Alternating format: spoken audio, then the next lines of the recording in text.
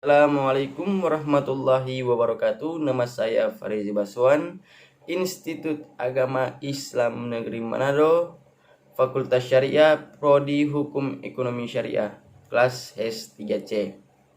Saya akan membahas materi tentang force majeure dalam masa pandemi COVID-19 dalam aspek hukum untuk memenuhi tugas mata kuliah hukum perdata.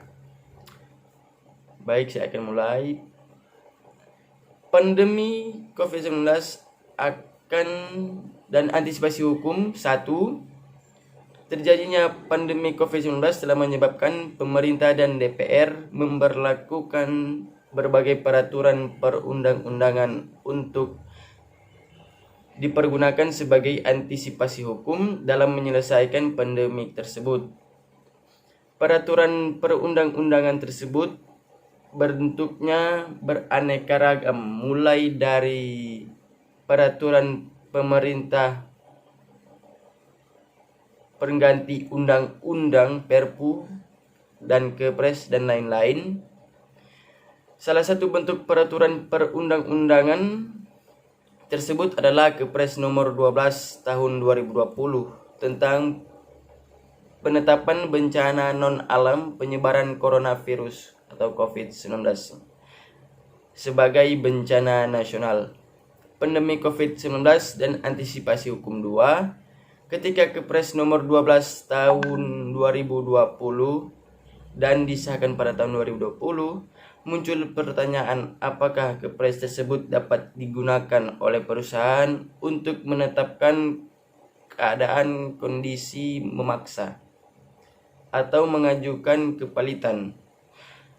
Inilah yang menjadi pokok pembahasan kali ini. Untuk membahas permasalahan ini, maka saya akan membahas beberapa pokok permasalahannya. Apakah Kepres nomor 12 tahun 2020 tersebut dapat digunakan oleh suatu perusahaan untuk menetapkan kondisi keadaan memaksa? Apa isi perjanjian antara obligor dan terhadap siapa ia wajib memenuhi prestasi? Apa saja jenis-jenis usaha obligor? Bagaimana kemungkinan mengajukan kepalitan? Apakah Kepres nomor 12 tahun 2020 tersebut dapat digunakan oleh suatu perusahaan untuk menetapkan kondisi keadaan memaksa? Untuk menentukan apakah penetapan situasi COVID-19 sebagai bencana nasional termasuk dalam keadaan memaksa perlu disesuaikan dengan kondisi dan situasi obligor. Apa pihak yang harus melaksanakan kewajiban atau prestasi dalam perjanjian sebelum dan saat COVID-19 terjadi. Kondisi dan situasi ini tergantung dari dua hal, yaitu isi perjanjian dan jenis usaha obligor. Apa isi perjanjian antara obligor dan pihak terhadap siapa ia wajib memenuhi prestasi? Isi perjanjian menentukan apakah para pihak menyepakati suatu peristiwa yang menjadi dasar pemaaf bagi obligor dalam memenuhi prestasi, dan apakah para pihak dalam suatu perjanjian menyepakati peristiwa yang dapat dikategorikan sebagai force majeure atau keadaan memaksa. Di dalam hukum kontrak, hukum perjanjian atau perikatan Indonesia terhadap alasan atau dasar pemaaf yang dapat digunakan oleh suatu pihak dalam kontrak untuk tidak melaksanakan kewajibannya kepada pihak lain dan tidak mendapat hukuman, yaitu keadaan memaksa. Secara umum, keadaan memaksa dapat dikategorikan menjadi dua, yakni keadaan memaksa absolut dan keadaan memaksa relatif. Keadaan memaksa absolut merupakan situasi di mana seorang benar-benar tidak bisa melaksanakan kewajiban atau prestasinya. Dalam hal ini terjadi keadaan memaksa absolut maka akibat hukum yang ditimbulkan adalah adanya pengakhiran perjanjian. Adapun keadaan memaksa relatif merupakan situasi di mana suatu kewajiban atau prestasi masih mungkin dapat dilaksanakan namun dengan pengorbanan yang sangat besar. Dan hal ini terjadinya keadaan memaksa relatif atau hardship akibat hukumnya adalah penundaan kewajiban pelaksanaan renegosiasi kontrak. Hardship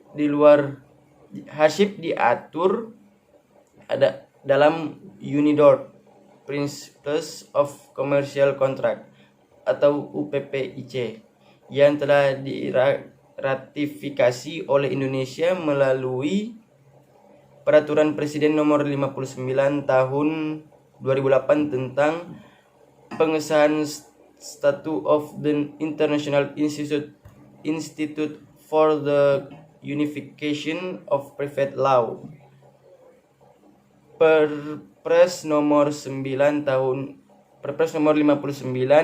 tahun 2008. Hardship dapat diartikan sebagai situasi yang mengubah keseimbangan kontrak yang dapat terjadi akibat perubahan biaya pelaksanaan atau nilai yang lalu menimbulkan kerugian bagi para pihak dan diakibatkan oleh peristiwa yang hanya telah diketahui oleh pihak yang dirugikan setelah kontrak telah dilaksanakan.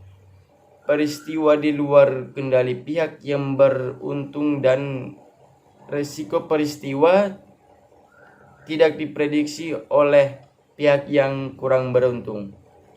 Jenis usaha obligor, walaupun isi perjanjian mengatur bahwa bencana nasional non-alam merupakan suatu keadaan memaksa, tidak berarti seluruh obligor Indonesia yang terikat dalam perjanjian yang serupa dapat dianggap terhalangi atau tidak dapat untuk memenuhi prestasinya.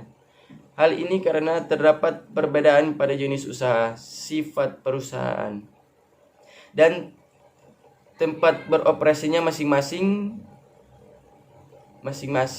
perusahaan.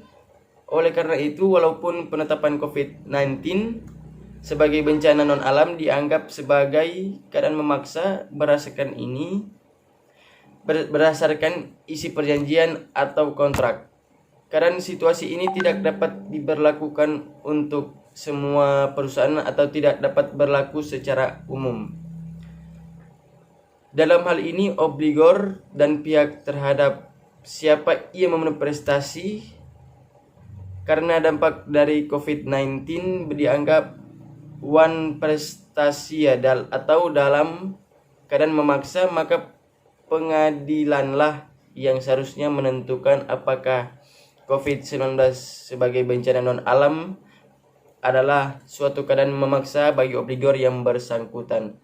Kemungkinan mengajukan kepalitan diartikan sebagai keadaan obligor tidak dapat membayar hutang karena sudah jatuh tempo.